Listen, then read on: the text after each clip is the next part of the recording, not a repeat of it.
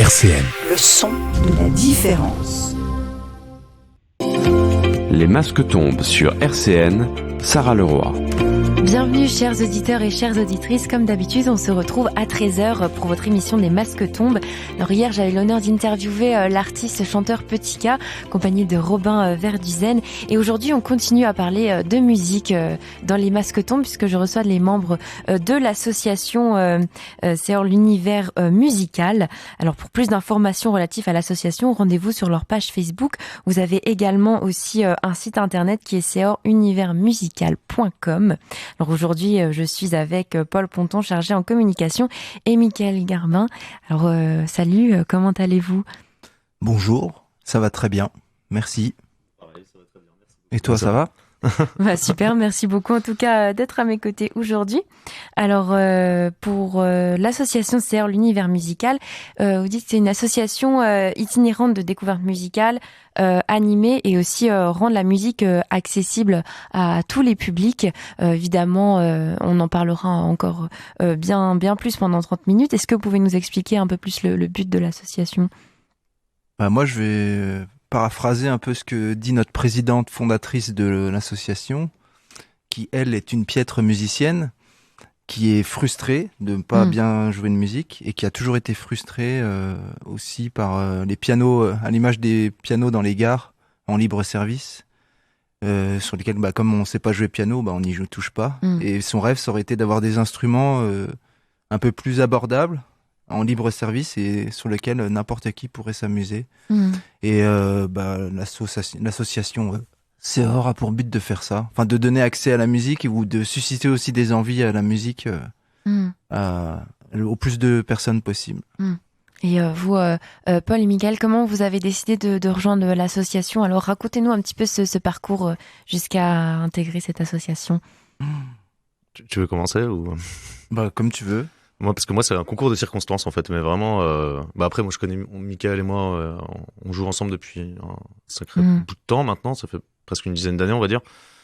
Et en fait, il travaillait déjà dans CEOR et on cherchait un chargé de communication. Et j'ai complètement postulé au culot. Et puis, finalement, donc ça, c'est fait. Et c'est comme ça que je me suis retrouvé dans CEOR. Mais je connaissais déjà leur action depuis un moment, vu qu'on se côtoie avec...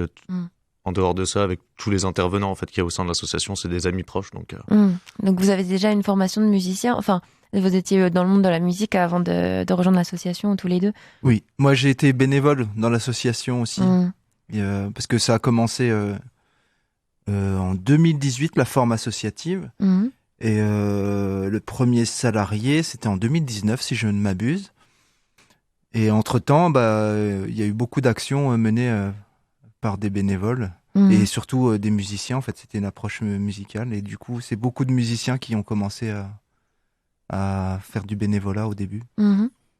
Et est-ce que tu peux nous raconter juste un petit peu les fondations alors, que tu es là depuis le début aussi ? Je suis pas là depuis le début, moi. Oui. Ça fait 1 an et demi que j'y suis, que je suis salarié, bénévole 1 an auparavant. Et au début, c'était beaucoup des jam trucks. Ce qu'on appelle des jam trucks, c'est des instruments qu'on met à disposition de gens sur des événements, festoches ou des événements publics. Et on essaie de faire des jams accompagnés. Donc, c'est ouvert à tout le monde. Même si des gens ne savent pas jouer, on les accompagne et on essaie de faire de la musique avec ces gens-là. Puis il y avait aussi des ateliers de démonstration d'instruments construits, soit avec de la récup, soit avec des matériaux un peu détournés. Et c'était beaucoup ça. Et ça s'est développé et ça a pris de l'ampleur. D'où le salariat de différentes personnes. Un élément qui est aussi fondamental au sein de l'association, c'est qu'il est possible donc de jouer de la musique simplement, pas forcément de partition, pas de solfège. Le but aussi, c'est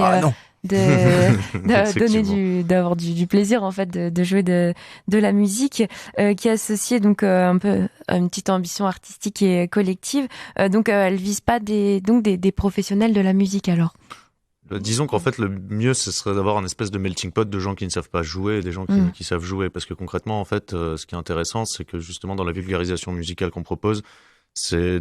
Bon, après, déjà, au sein des musiciens en général, l'apprentissage de la théorie de la musique, c'est pas forcément une obligation. Moi, par exemple, la théorie, je la connais un peu, mais je suis pas non plus spécialiste. Ça m'empêche pas de jouer avec des gens qui sont on va dire lettrés, comme on va appeler ça comme ça. Et donc le but, c'est vraiment en fait de pouvoir, finalement que ce soit ouvert à tous, que ce soit des gens à la fois qui soient peut-être même des fois hyper expérimentés, des gens qui ne le soient pas, et que cette espèce de rencontre en fait qu'il y a au sein des événements qu'on propose à ces moments-là, ça donne envie aussi aux gens qui n'en font pas de peut-être s'y mettre d'une autre façon. Voilà. Est-ce qu'il y a des personnes aussi qui sont vraiment poussées à venir au sein de l'association, je veux dire, qui s'y connaissent pas du tout? Est-ce que vous avez plus de personnes pas expérimentées, comment ça se passe? Tu veux dire au niveau des bénévoles? Oui, au niveau des bénévoles et même au niveau des salariés, du public. Au niveau des bénévoles, on pêche un peu. Le Covid a eu un peu raison de cette dynamique. Parce que puis le fait d'avoir des salariés aussi, il y a beaucoup de choses qui ont porté sur nous, sur l'équipe. Et les bénévoles, la plupart du temps, comme j'avais dit, c'est beaucoup des musiciens de différents niveaux. Et le public, c'est vraiment de tout. Hein. Comme a dit Paul, le but, c'est vraiment d'avoir une approche sensible de la musique, émotionnelle, et avec les tout niveaux possibles et que ça soit partagé, quoi. Et vous en avez parlé aussi de cette récup pour faire des instruments de musique. Donc il y a la sensibilisation des déchets aussi qui est ancrée dans l'association. Comment vous arrivez à... Pas seulement les déchets. Je laisse il y a en parler. Aussi le DIY, le do it yourself, l'aspect aussi des choses qu'on peut faire simplement en bidouillant soi-même. Et c'est pas forcément des maracas avec des graineries, quoi. C'est des instruments qui sonnent vraiment, qui font des vraies notes et qui ont une vraie sonorité qui font musicale, quoi. Qui a une vocation à être jouée, même par des gens qui savent jouer de la musique vu qu'ils sont accordés et ainsi de suite. C'est ça. Donc il y a l'approche récup et l'approche détournement et l'approche aussi faire soi-même, arriver à faire des choses avec des objets détournés, puis à moindre coût aussi, quoi. Oui, c'est ça, avec peu de moyens finalement. Voilà, en fait, c'est ça, peu de moyens. C'est vraiment ça en fait. Ouais. Donc vous animez des ateliers à ce niveau je vais parler de la récup aussi au niveau des instruments que vous faites, c'est bien ça? Oui, on anime des ateliers, ça prend différentes formes, soit c'est exclusivement construction avec très peu d'approche musicale, soit il y a la construction et on va apprendre à jouer des instruments qu'on a construits. Et ça avec différents publics là. En ce moment, ça peut être des enfants, des publics dans des IME, personnes âgées. Enfin, construction, on n'a pas trop fait avec les personnes âgées. Trop, ouais. Non.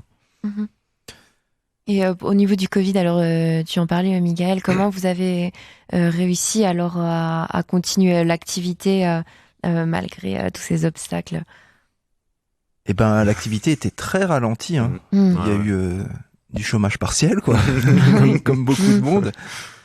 Mais ça nous a permis d'asseoir un peu nos objectifs et puis nos activités, enfin de réfléchir à beaucoup de choses autour de nos activités, puis faire aussi de la préparation parce que on a aussi pour objectif d'avoir un groupe de musique, enfin une prestation musicale avec les instruments fabriqués et aussi d'autres instruments plutôt classiques. Donc on a passé aussi du temps à construire ce genre d'instrument et à réfléchir à ça. Même si c'est pas encore abouti, on a fait beaucoup de, comment on dit, recherche et développement. Oui, c'est ça. R&D, quoi. On a fait beaucoup de recherche et développement. Après, c'était aussi caler un peu toutes ces idées qu'il y avait, qui n'étaient pas forcément non plus, qui n'étaient pas à maturation, comment on pouvait essayer des choses. C'est vrai que ça nous a laissé pas mal de temps pour réfléchir à aussi comment aussi démarcher notre action, toutes ces choses-là. Après, effectivement, c'est sûr que il y avait beaucoup moins d'ateliers dans les EHPAD, quoi. C'est ça. Mais après, ce qui sauve un peu le truc, c'est que finalement, on travaille aussi beaucoup avec des enfants et donc c'était quand même moins bloqué à ce niveau-là dans le Covid. Ça a pris d'autres formes parce qu'avant le Covid, il y avait pas mal de sollicitations pour les TAP ou les NAP, je sais plus comment ça s'appelle, là, le truc périscolaire, les temps périscolaires. Après l'école, on faisait des ateliers. Et on en faisait pas mal avant le Covid. Et depuis le Covid, il y en a toujours, mais c'est moins que d'habitude, quoi. Les ateliers prennent d'autres formes, quoi.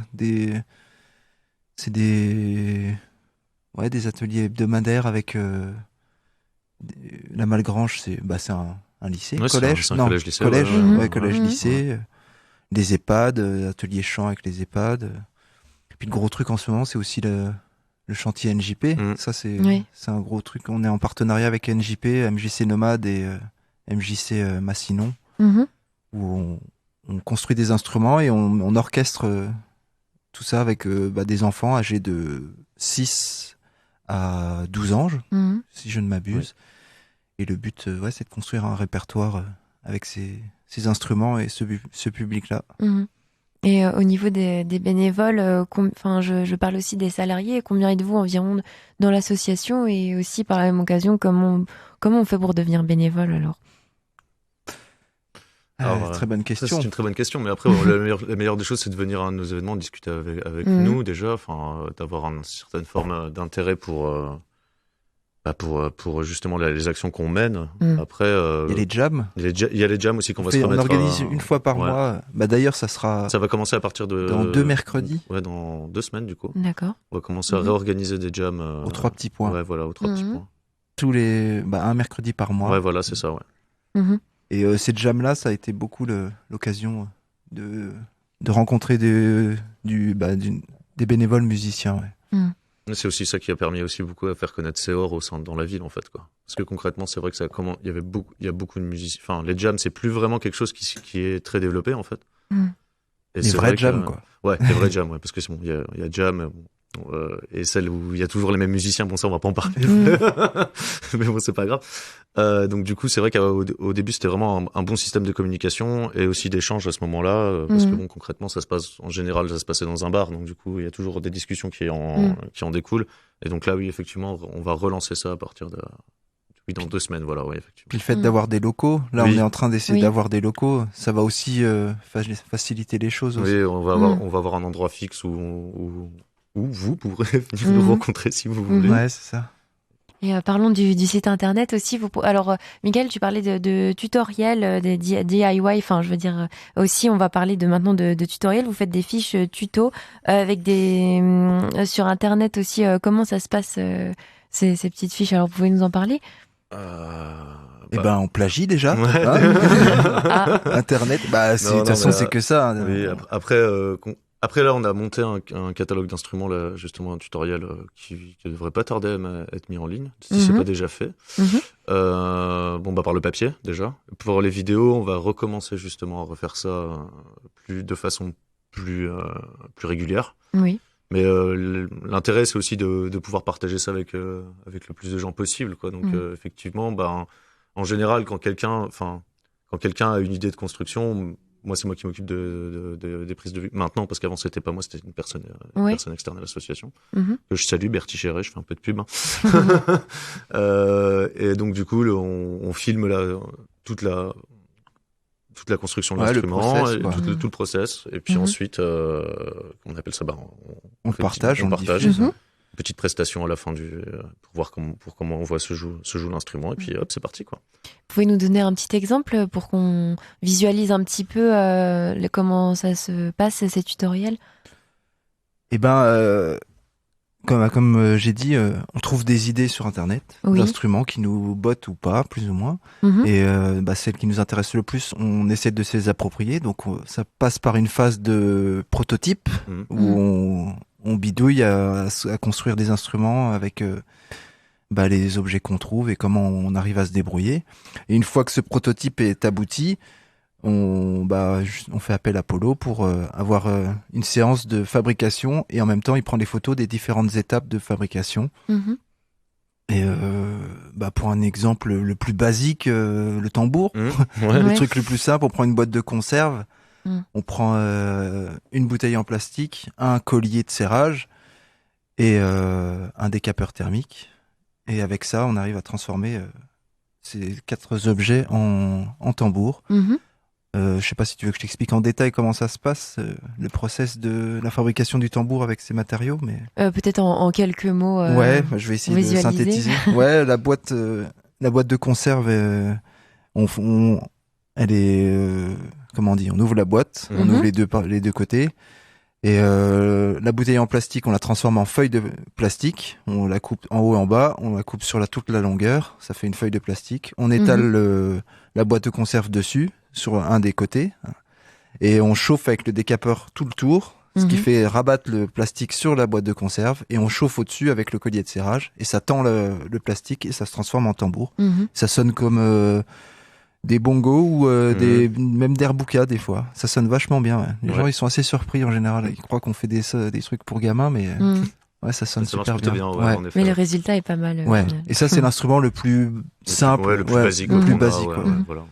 Alors restez avec nous pour en savoir plus avec l'association aujourd'hui Seor l'univers musical. Je suis toujours avec Paul et Michael et comme toujours, si vous voulez plus d'informations, allez sur le site seoruniversmusical.com et également sur leur page Facebook. Et on écoute maintenant Give Me a Reason de The Rosebud sur RCN.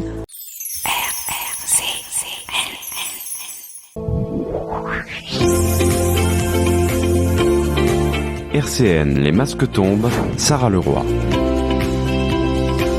Et on parle aujourd'hui de l'association Seor l'univers musical avec Paul et Michael. Retrouvez plus d'informations si vous voulez aiguiser votre curiosité sur leur site internet seoruniversmusical.com ou sur leur page Facebook. Donc on retrouve une grande dimension sociale donc au sein de l'association évidemment, puisque vous proposez des ateliers sur mesure. Alors je vous laisse expliquer un petit peu ce que c'est. Alors, les ateliers sur mesure, c'est donc en fait on a tout un catalogue d'ateliers qui sont divers et variés, comme on va dire. Donc, qui vont de la fabrication à l'initiation musicale, à l'orchestration, en passant par des créations de contes, des ateliers chant. Et en fait, en général, donc quand les personnes viennent nous voir avec un projet, ils ont une idée de ce qu'ils veulent faire, mais c'est jamais très précis, quoi. Donc du coup, en fait, par rapport en fait à la demande en fait des personnes qui sont en face de nous, on peut leur proposer des solutions. On va dire qui s'emboîtent les unes avec les autres. Ça peut être de la fabrication qui vont à l'orchestration, ça peut être de l'initiation ou simplement une forme de conférence comme vous faites souvent là ces derniers temps. Avec les instruments construits. Oui, voilà. Ouais. Et donc du coup, en fait, c'est une solution. Enfin, c'est des solutions clés en main qu'on propose en fait aux prestataires qui nous contactent, quoi. Voilà. Voilà, c'est ça, en fait. Les solutions sur mesure. Mais vous travaillez avec une méthode aussi qui se développe de plus en plus, qui s'appelle le rythme signé. Alors, est-ce que vous pouvez nous expliquer aussi ce que c'est ? Oui. Vas-y. Eh ben, le principe, c'est d'avoir des codes de signes avec les mains et de communiquer la musique par des signes assez simples pour que ça soit facilement appréhendable. Qu'on puisse l'apprendre rapidement et facilement, et avec ces signes arriver à orchestrer un groupe, quoi. Et en général, ça marche très bien. Ça marche limite mieux avec des enfants Enfin, il faut arriver à lâcher prise, pas trop. Enfin, c'est comment dire, la jonction entre la concentration qu'il faut pour bien regarder les signes et aussi le laisser aller pour pouvoir se sentir de le faire, quoi. Et on arrive même à passer la main quand on fait des ateliers assez poussés, à passer la main où c'est des gens du public qui arrivent à orchestrer tout un groupe en s'appropriant quelques signes assez simples, quoi. Ça nécessite aucune connaissance théorique de la musique, en fait, le rythme signé. C'est ça qui est super, en fait. C'est que dans le fond, n'importe qui peut s'en occuper, quoi. C'est ça qui est très bien. Et au niveau des personnes qui arrivent, qui n'ont pas forcément de formation, on le disait, c'est pas forcément des professionnels. Est-ce qu'il y a des personnes qui reviennent vers vous en disant que vous avez un peu suscité leur créativité artistique, musicale ? Est-ce que vous avez un peu des retours vis-à-vis de ça ? Des retours de vocation. Pas forcément. Ou même qui sont stimulés aussi lors d'ateliers aussi. Sur les moments d'atelier, c'est sûr qu'on voit les gens qui sont plus ou moins intéressés. Après, ça nous est déjà arrivé avec Nico, un autre des salariés, quand on fait des prestations où on est dans des animations publiques, des événements publics, où il y a des jeunes qui repassent et qui nous ont vus dans une intervention dans une classe. Et, c'est eux qui font les tambours, et on voit bien que ça les a marqués, quoi. Mais de là à dire que ça a suscité des vocations, c'est un peu tôt. Enfin, je pense que c'est tôt en fait. On s'en rendra probablement compte plus tard en fait, parce que là concrètement, c'est vrai que ça fait pas beaucoup de temps qu'on fait ça quoi. Mais le plus important, c'est de les stimuler aussi. Oui, voilà. Qui prennent du plaisir aussi en découvrant tout cet univers. C'est ça. Et tu en parlais tout à l'heure, Paul, de l'atelier conte audio, c'est de créer un conte musical à plusieurs. Est-ce que tu peux nous expliquer alors dont il s'agit ? En fait, du coup, donc là, c'est un autre de nos salariés qui s'occupe de ça principalement. Donc en gros, c'est créer un conte avec en partant de zéro quoi, avec avec un intervenant donc avec lui qui en même temps avec de la musique qui est faite aussi en même temps, et donc du coup tout est créé de rien avec les participants pour à la fin réussir à avoir une histoire cohérente à la fois et en même temps avec une musique aussi derrière qui fonctionne quoi. Donc après si Pierre-Yves était là, si Pilou était là, ça serait plus simple pour lui d'en parler parce que c'est vraiment son projet. C'est vraiment il y a son différentes projet. formes. Il y a différentes formes, effectivement. C'est pas encore arrêté. C'est quelque chose qu'on a. C'est la seule forme que ça sur laquelle ça aboutit. Et après, il y a différentes formes qui pourront, qui sont en train d'exister. C'est prendre un conte existant et le mettre en texte et le mettre en musique. Puis il y a aussi l'approche avec différents publics quoi. Parce que là Pilou ce qu'il fait c'est avec des jeunes. Ouais, c'est avec des jeunes. Je crois que c'est vraiment avec des jeunes. Je crois que c'est 6 ans. Ouais. Ils sont vraiment tout petits et c'est un mélange aussi même limite du théâtre par moment, l'orchestre enfin il théâtralise un peu les choses pour que ça soit assez diversifié avec ce public. Après, on est vraiment dans l'expérimentation avec cet atelier-là pour le moment, parce que c'est vrai que ce qui nous intéresserait, ça serait aussi de pouvoir le proposer à des publics peut-être plus âgés. Parce qu'en fait, en général, quand on fait un conte audio, la plupart des gens, ils pensent que c'est pour les enfants, alors que finalement, pas du tout. Ça peut être aussi un atelier d'écriture qui peut être très intéressant. Donc, voilà, le conte audio, pour le moment, c'est vraiment, c'est un bon exemple, parce que justement, tu vois, on est dans des ateliers qui sont encore en expérimentation, où on essaye encore de chercher qu'est-ce qu'il y a de bien, qu'est-ce qu'on peut améliorer, qu'est-ce qu'il y a à faire avec les outils qu'on a. Donc voilà, on en est là, c'est au niveau de cet atelier-là, voilà. Et mais par contre, tous les autres, je dis par contre, mais cet atelier-là aussi est destiné à tout âge, mais tous les autres ateliers que vous proposez, c'est vraiment grand public, tout âge alors. Oui, la majeure partie du temps. Au-dessus de 8 ans, quoi. Au-dessus de 8 ans.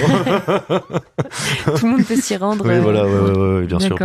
Et est-ce que vous avez d'autres idées, d'autres projets que vous aimeriez mettre en place? Peut-être pourriez nous en parler un petit peu.